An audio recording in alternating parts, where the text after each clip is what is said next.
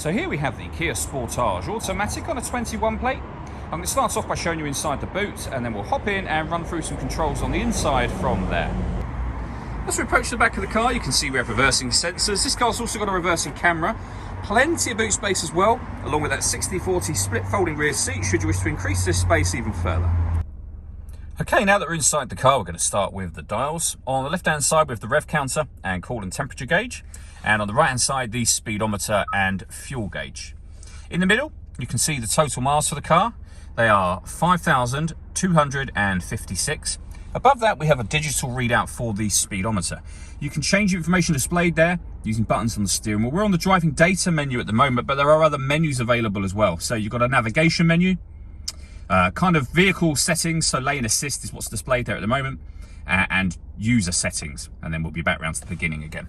And the buttons I was using to do that are on the right-hand side of the steering wheel just here. We also have cruise control over that side as well. On the left-hand side, we have stereo and phone controls, including voice activation for the phone just here. Just behind the steering wheel, the minus and plus paddles will enable you to change gear manually with this automatic gearbox, should you wish to do that. Over in the center, we have the main touchscreen for the car. So this is where, for example, you can access your satellite navigation. There's a full video that shows how the sat-nav works, which you can find on both our website and also on our YouTube channel as well. You have got buttons down here that will enable you to access things, for example, like your radio. You can see just there, we have DAB and FM radio. You can also listen to your own music. Nothing is connected at the moment, but you can stream your music wirelessly via Bluetooth audio if you wish to. This car's got Apple CarPlay and Android Auto as well. You can also plug in a USB device should you wish to do that.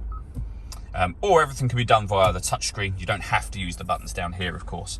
I mentioned the reversing camera. You can see that just there working in conjunction with the parking sensors. Below that section, we have dual zone climate control. So you can adjust the passenger temperature, the driver temperature. You can increase and decrease the fan speed and determine what direction you'd like the air to be distributed in once it enters the car. All of these settings, as you adjust them, so if I adjust this, for example, will open up along the top of the screen momentarily, and you'll see that will go now. There you go. You've also down here, you've got the ability to recirculate the air that's in the car. That's a great way of heating it up or cooling it down quickly, depending on the temperatures you set just here. We have a heated driver's seat and a heated passenger seat, both with 3 different heat settings on each. We have 2 12-volt charging sockets and the USB input for your music device. And we have the gear lever for the fully automatic gearbox. And lastly, these buttons just here. So you can turn the parking sensors on and off. We've got an electronic handbrake with auto hold function. This is the downhill brake control. So if you're going to go off-road, it's worth turning that on. We can also lock the all-wheel drive on and off again. And drive mode will change the car from sport to normal. So that will affect the steering and the gears for the car. All that leaves me to say is thank you for taking the time to watch this video. If you'd like to come and see the car in person and have a test drive, please feel free to call any of our MJA sites. We'd love to hear from you soon.